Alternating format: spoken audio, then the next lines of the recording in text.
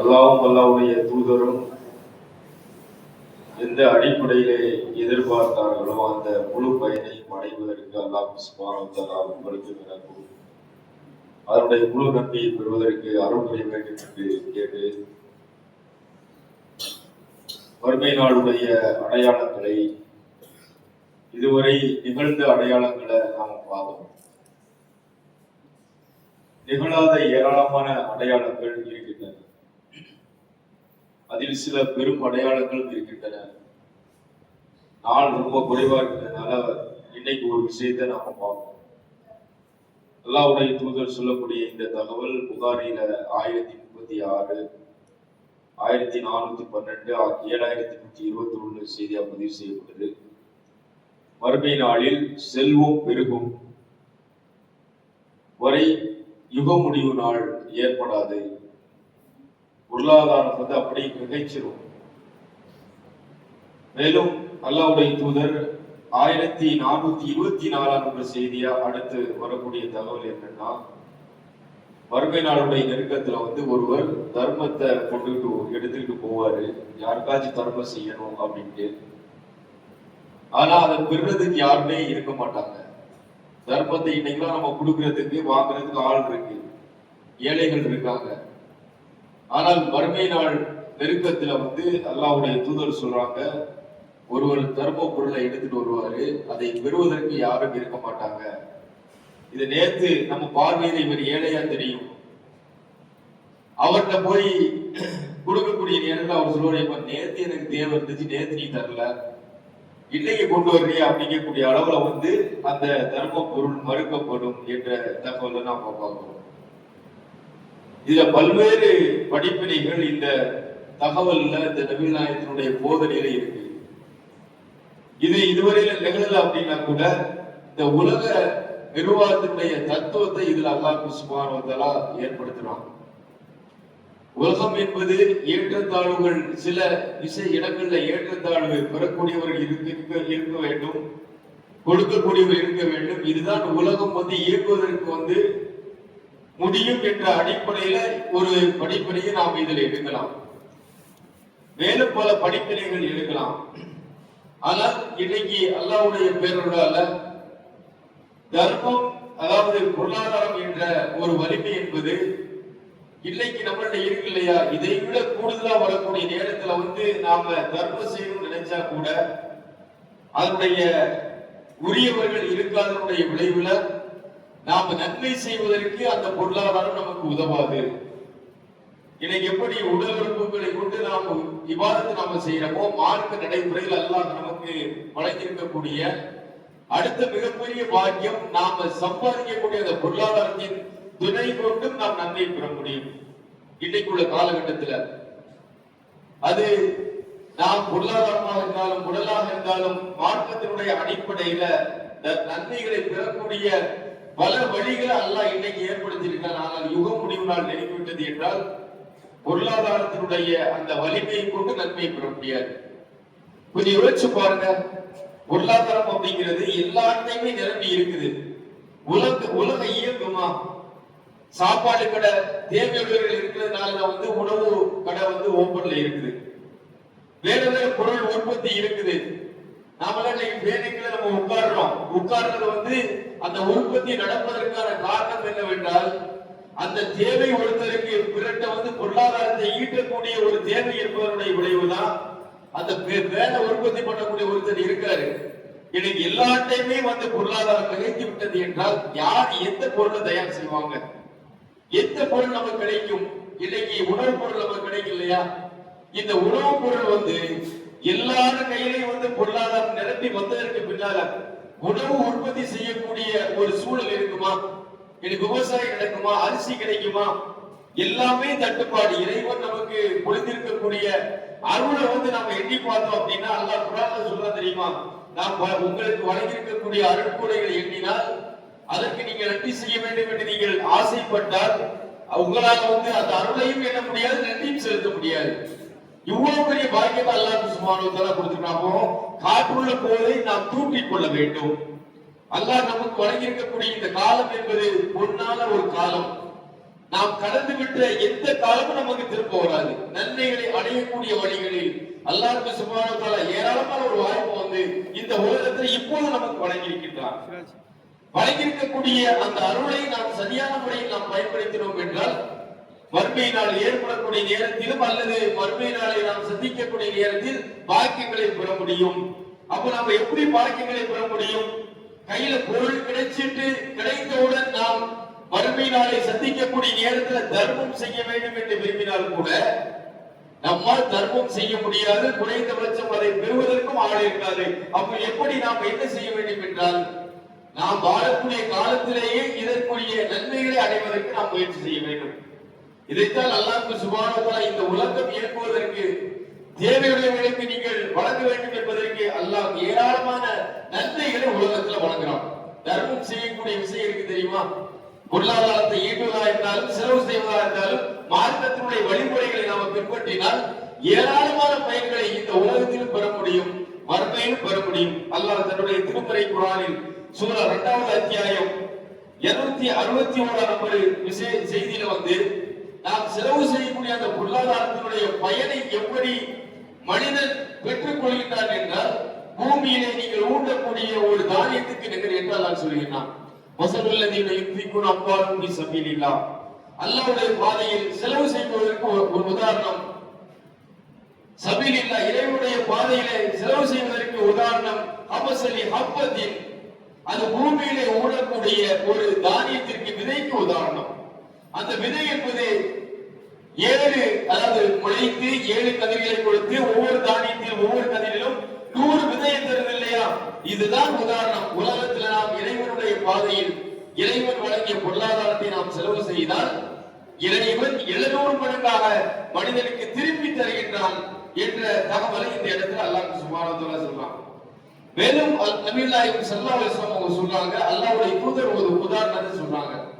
என்ன உதாரணம் என்றால் மத்த சத்தக பி அத்லி தம்ரின் மின் கஸபி தய்யிப், அல்லாஹ்வுடைய பாதையில வந்து நீங்க வந்து பொருளாதாரத்தை செலவு செய்றீங்க தெரியுமா?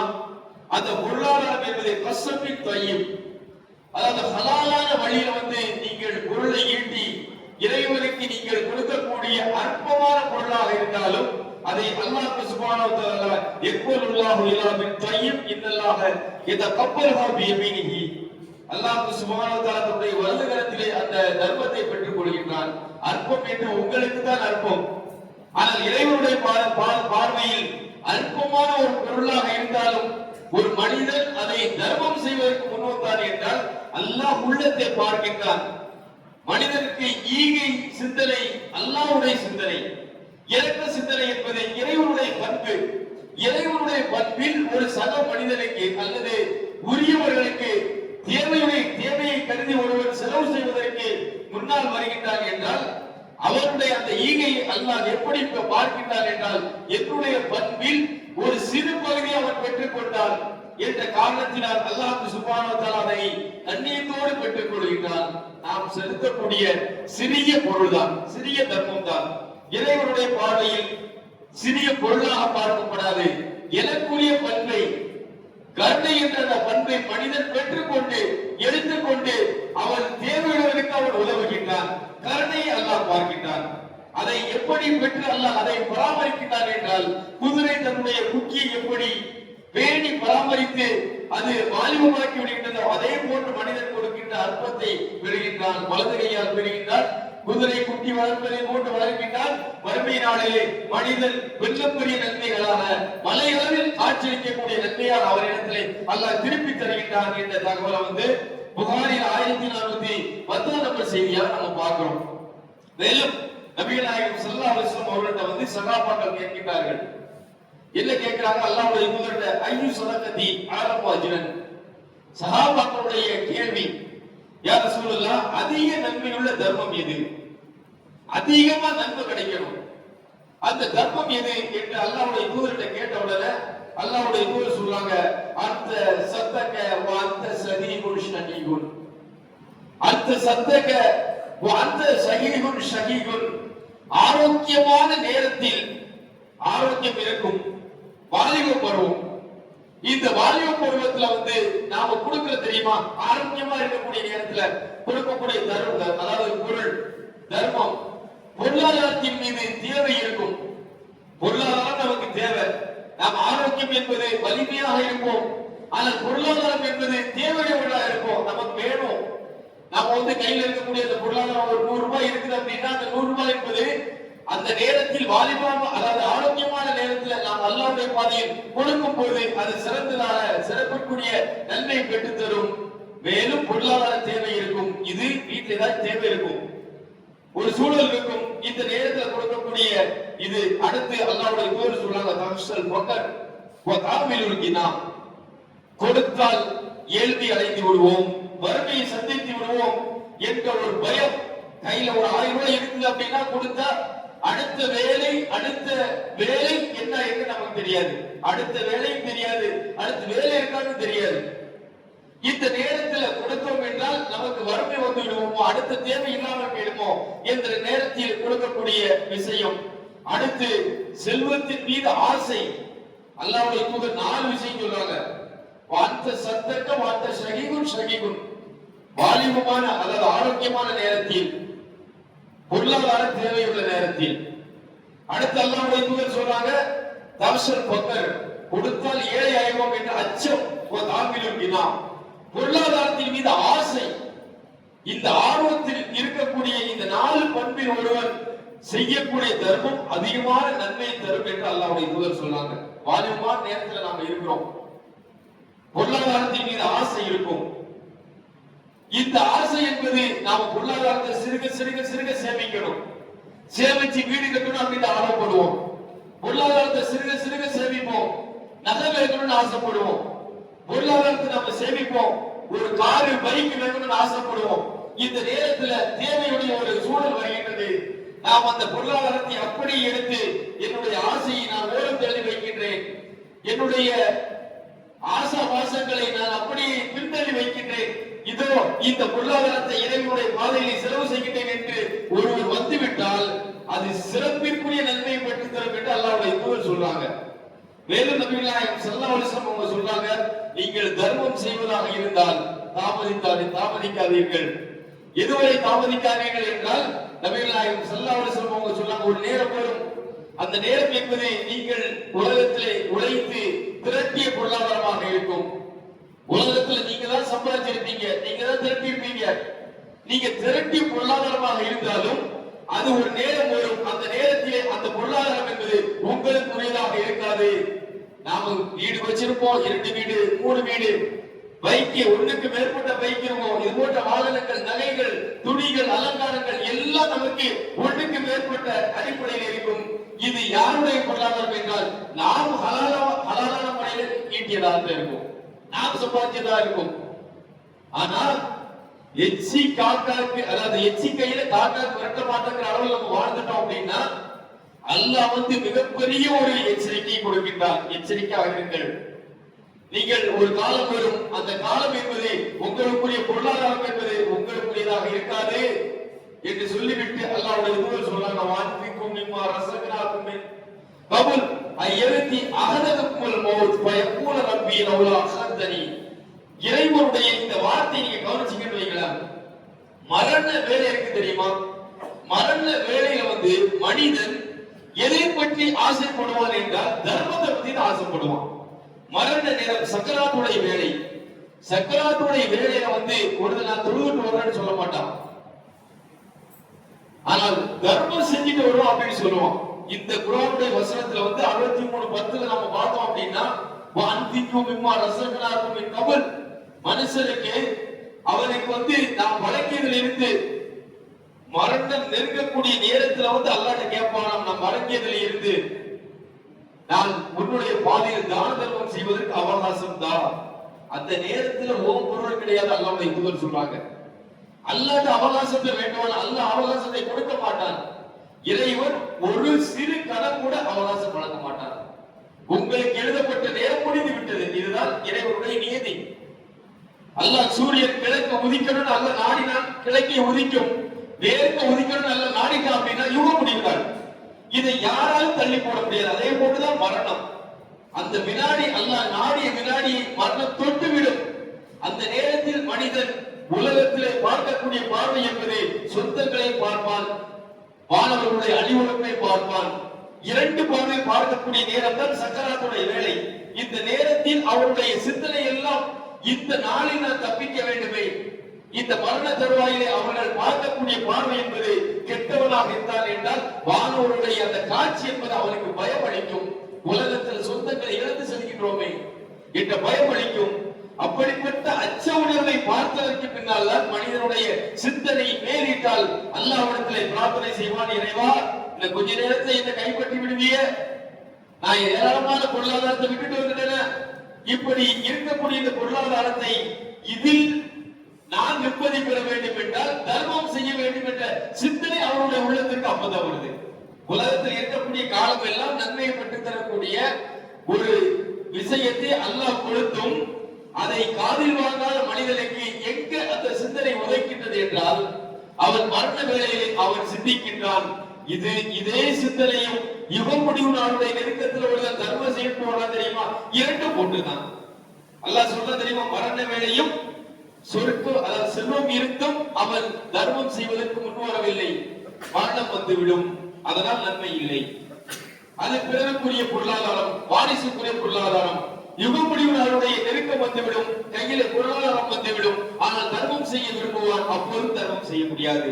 விஷயம் புரியுதா? பொருளாதாரத்தினுடைய துணை கொண்டு நாம் நன்மைகளை பெறவில்லை என்றால் நம்மை விட மிகப்பெரிய துர்பாக்கியவாதி யாருமே கிடையாது. அல்லாஹ் பாதுகாக்க வேண்டும். மறுமை நாளில் பொருளாதாரம் குறித்து அல்லாஹ் விசாரிப்பான். சில கேள்விகளை அல்லாஹ் விசாரிப்பான். எவ்வாறு சம்பாதித்தாய், எவ்வாறு செலவு செய்தாய், இந்த கேள்வி மறுமை நாளில் எழுப்பப்படும் போது அதற்கு மனிதன் பதில் சொல்லாமல் அவருடைய பாதம் அங்கு நகராது என்ற தகவலை நம்ம ஹதீஸ்களை பார்க்கிறோம். அப்போ நாம இந்த விஷயத்துல நாம் தர்மம் செய்வதற்கு நாம் முன்வரவில்லை என்றால் நாம மரணப்படுக்கையில் கிடக்கும் பொழுது அந்த பொருளாதாரம் நமக்குரியதாக இருந்தாலும் அது பிறருக்குரியது, வாரிசுக்குரியது, அதை எப்படிப்பா நீ தர்மம் செய்ய முடியும் என்று அல்லாஹ்வுடைய தூதர் கேட்கிறாங்க. வேறு நபிகள் நாயகம் ஸல்லல்லாஹு அலைஹி வஸல்லம் பெண்கள் இதுல வசதியா எஸ்கேப் ஆகக்கூடாது அப்படின்னு மார்க்கம் என்ன அப்படின்னா அவர்களுக்கும் நன்மை கிடைக்க வேண்டுமா இல்லையா? பொதுவாக ஆண்கள் தான் நிர்வாகம் செய்வதற்கு அல்லாஹ் அதற்குரிய பண்பை கொடுத்திருக்கலாம். பொருளாதாரத்தை சம்பாதிக்கிறது பெண்களுக்கு அந்த கடமை கிடையாது. பொருளாதாரத்தை திரட்டக்கூடிய கடமை என்பது ஆண்களுக்குரியதுதான்.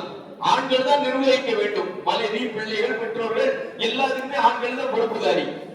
அப்போ இப்ப இவர்களுக்கும் தர்மத்துக்குரிய பங்கு வரணுமா இல்லையா?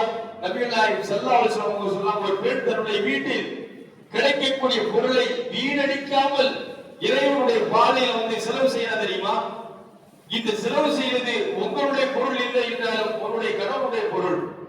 இப்ப வீட்டில் இருக்கக்கூடிய உணவு வீட்டுக்கு செலவு கொடுத்திருப்பாரு. அந்த செலவு கொடுத்த அந்த பொருளாதாரத்துல மிச்சப்படுத்தி அந்த மிச்சப்படுத்தக்கூடிய அந்த பொருளாதாரத்தை நீங்க தர்மம் செய்வீங்க அப்படின்னா அந்த தர்மத்தினுடைய பயன் உங்களுக்கு கிடைக்கும். அதே போன்று உங்களுடைய அதாவது கணவருக்கும் கிடைக்கும்.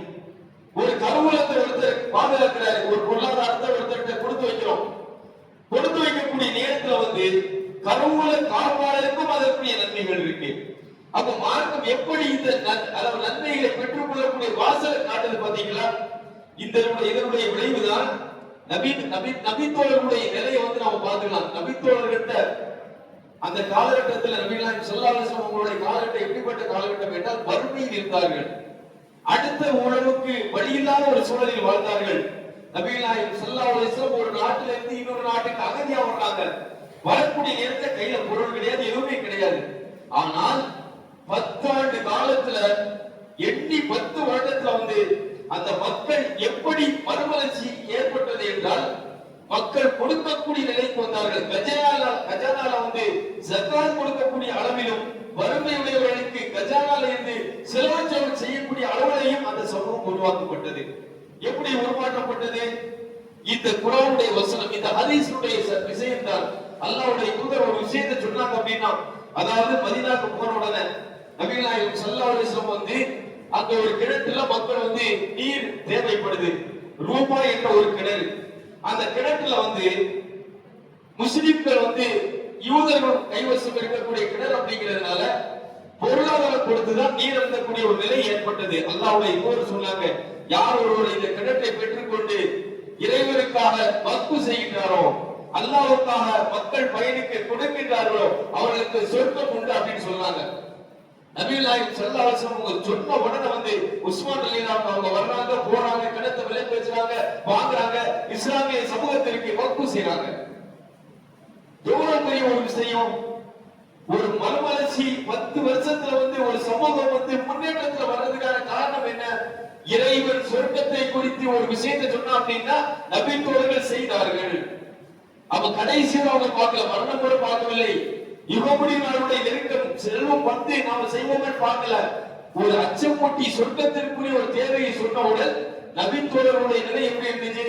இதே போட்டுதான் வந்து நபிகள் நாயகம் ஸல்லல்லாஹு அலைஹி வஸல்லம் அவங்களுடைய ஒரு விஷயத்தை நம்ம பார்க்கிறோம். அதாவது நபிகள் நாயகம் ஸல்லல்லாஹு அலைஹி வஸல்லம் வந்து அல்லாஹ் குர்ஆன்ல ஒரு வசனத்தை அருள்றான். லன் தனாலுல் பிர்ர ஹத்தா மிம்மா துன்ஃபிகு வ மிம்மா துஹிப்பூன். நீங்கள் விரும்பக்கூடியதை அல்லாஹ்வுடைய பாதையில வந்து தர்மம் செய்யாமல் அல்லாஹ்வுடைய அன்பை பெற முடியாது அப்படின்ற ஒரு வசனம் வருது. இந்த ஹதீஸ் வந்து 4554 நம்பர் செய்தியா புகாரியில் இடம்பெற்றிருக்கு. இந்த செய்தி இந்த குர்ஆன் வசனம் அருளப்பட்ட உடனே அபூ தல்ஹா ரலியல்லாஹு அவங்க என்ன செய்யறாங்க அப்படின்னா வேகமா போறாங்க. ரசூலுல்லாஹ்ட்ட போய் வந்து யா ரசூலுல்லாஹ், நான் விரும்பக்கூடிய தோட்டம் பைரவ தோட்டம், செல்வம் கொளிக்கக்கூடிய தோட்டம். அவங்களுடைய சிந்தனையை பாருங்க, சுப்ஹானல்லாஹ். நபிகள் நாயகம் ஏற்படுத்திய அந்த மறுமலர்ச்சி பொருளாதார திட்டம் இருக்கு தெரியுமா?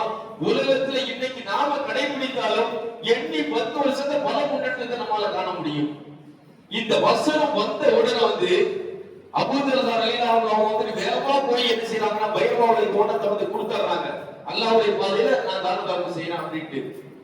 நபிகள் நாயகம் ஸல்லல்லாஹு அலைஹி வஸல்லம் வந்து அது நீண்ட நெடிய சம்பவம். எந்த அளவுல அவங்களுடைய சிந்தனை மாற்றங்கள் இருந்திருக்கு. இன்னைக்கு கூட நாம என்ன செய்யணும் அப்படின்னா 3-4 வருஷமா இந்த பள்ளிவாசல் நம்ம கட்டிக்கிட்டு இருக்கோம். கட்டுறோமா இல்லையா? நீங்க கொடுக்கக்கூடிய பொருளாதாரத்தின் மூலமாக தான் பள்ளிவாசல் நாம வந்துட்டு கட்டிக்கிட்டு இருக்கோம். இது வக்ஃப் தான். வக்ஃப் என்றால் என்ன? இறைவனுக்காக. இன்னைக்கு இங்க இருக்கக்கூடிய நிர்வாகத்துல ஒரு 4-5 பேரு, ஒரு 10 பேரு, இவங்க வந்து தன்னுடைய குடும்பத்திற்குரிய சொத்தாவா வந்து இந்த பள்ளிவாசலை கட்டுறாங்க இல்லையா? இது ஒரு குறிப்பிட்ட ஒரு நிர்வாகத்தில் இருக்கக்கூடிய மக்கள் அங்கும் இங்கும் அலைந்து மக்களோட பொருளாதாரத்தை திரட்டி பல ஆண்டு காலமாகி இந்த பள்ளிவாசல் வந்து நாம் வந்து நிர்மாணிக்கப்பட முடியவில்லை. ஆனால் இது நிச்சயமாக தனி மனிதன் சொத்து கிடையாது, வக்ஃப் தான். வக்ஃப் என்றால் இன்னைக்கு வக்ஃப் ப்ராப்பர்ட்டி சொல்லாத தெரியுமா? அது கிடையாது. அல்லாஹ்வால முடிக்கப்பட்ட ஒரு விஷயம். இறை நன்மையை, இறை உணவை எதிர்பார்த்து இந்த பள்ளிவாசல் இங்கே கட்டப்பட்டிருக்க. இந்த நன்மைக்கு உங்களுக்கு பங்கு இருக்கா இல்லையா? குறைந்த இந்த பள்ளிவாசலுடைய மீதி இருக்கக்கூடிய இடத்தை நாம் கெட்டது காசு இல்ல. ஆனால் நாம் யாரிடத்திலே பொருளாதார தட்டுப்பாடு கிடையாது. அல்லாஹ்வுடைய உதவியால் அல்லாஹ் நமக்கு நிரம்ப செல்வத்தை வழங்கி இருக்கின்றார். நாம் நினைத்தால், அல்லாஹ் நாடினால் இந்த ஒரு மாசத்துல கூட நாம் வந்து இதை வந்து கம்ப்ளீட் பண்ண முடியும். நிர்வாகத்தில் இருக்கக்கூடிய மக்கள் சிலர்கிட்ட வந்து சில லட்சங்களை கடன் பெற்று இருக்கக்கூடிய சில வேலைகளை வந்து முடிச்சிருக்கிறாங்க. இந்த கடனை யார் ஒப்படைக்கிறது? அல்லாஹ்வுடைய பாதையில எடுத்த பணியை வந்து நிறைவு செய்ய வேண்டும் என்ற காரணத்திற்காக வந்து கடன் பெற்றாச்சு. இது யாருடைய பொறுப்பு? கடன் அப்படிங்கிறது தனி மனிதன் பெற்றாங்க என்றால் தனி மனிதனுக்குரியது.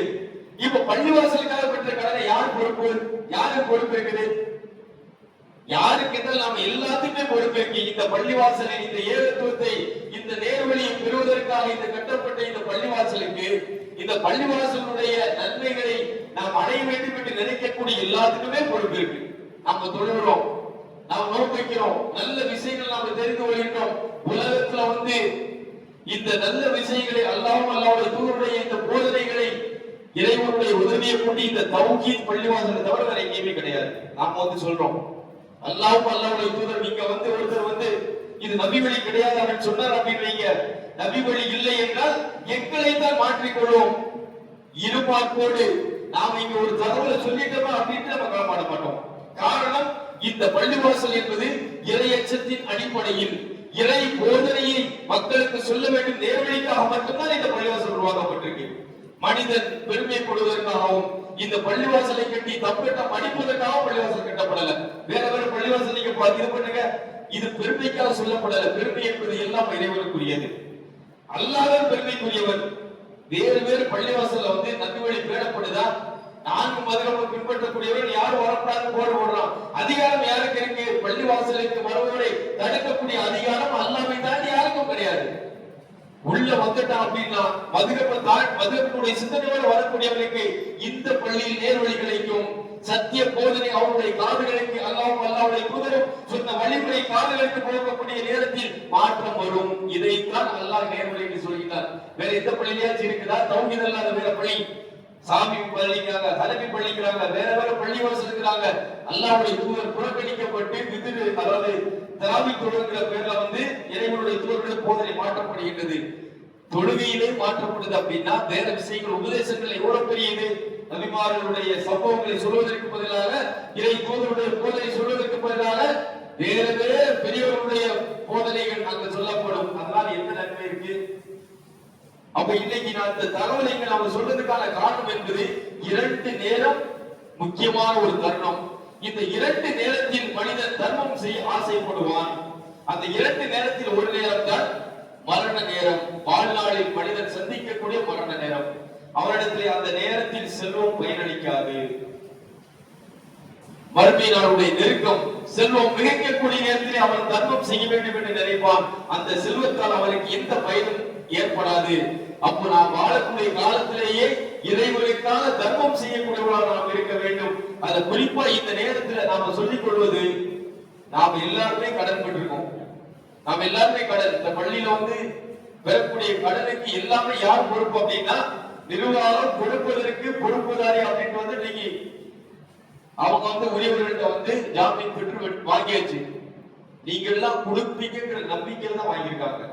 அப்ப நம்ம என்ன செய்யணும் அப்படின்னா இந்த மாதிரி பொருளாதாரத்தின் துணை கொண்டு நாம நன்மையை பெற வேண்டும் என்றால் இந்த நல்ல பணிகளுக்கு அல்லாஹ் அளித்த முக்கியமான ஒரு வாய்ப்பு.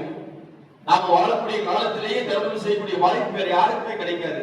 நபி தோழர்களிடத்திலே அல்லாஹ்வுடைய இன்னொரு தர்மத்தினுடைய பயனை சொல்லிவிட்டார்கள் என்றால் நபி தோழர்களுடைய நிலை எப்படி இருக்கும் என்றால் கடை வீதிக்கு செல்வார்கள், தன்னுடைய கரங்களால் சம்பாதிப்பார்கள், வேலை செய்வார்கள், கிணற்றில் நீர் இறைக்கக்கூடியவர்கள் இறைப்பார்கள், மூட்டை தூக்கக்கூடியவர்கள் மூட்டை தூக்குவார்கள். தன்னுடைய கருத்தால் அவர்கள் பொருளாதாரத்தை ஈட்டி நபிகள் நாயகனுடைய சமையலை கொண்டு போய் பைத்துல் மால்ல கொடுப்பாங்க. யாரும் சொல்லலாம் இது தர்மம் அப்படின்ட்டு. சாப்பாட்டு பள்ளியில திண்ணை தோழர்கள்.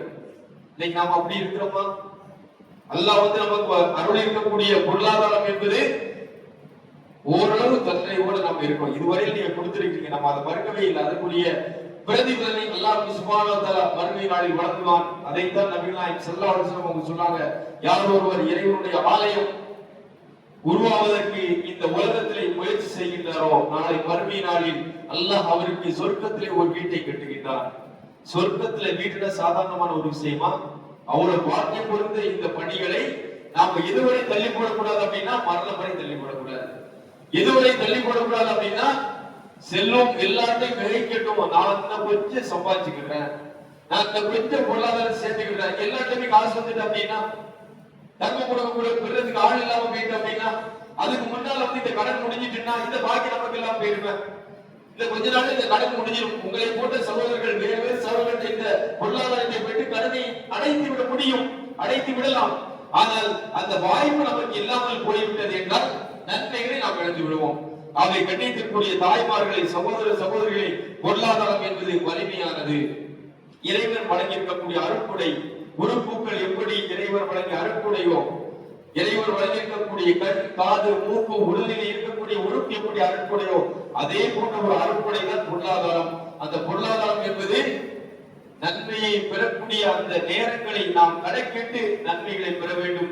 குறிப்பாக இந்த ரமலானுடைய மாசத்துல நாம் செலுத்தினோம் என்றால் அடுத்த ரமலான்ல நாம் உயிரோடு இருப்போமா அப்படின்னு நமக்கு தெரியாது. இந்த பாக்கியத்தால இந்த வருடம் நமக்கு தந்துட்டான். எத்தனையோ பேர் நம்மளோட 2025 ரமலான்ல வாழ்ந்தவர்கள் எல்லாம் பலர் இன்னைக்கு உலகத்துல இல்ல. அவர்களுக்கு இதுதான் இறுதி ரமலான் என்பது அவர்களுக்கு தெரியாமல் 2025 வாழ்ந்தாங்க.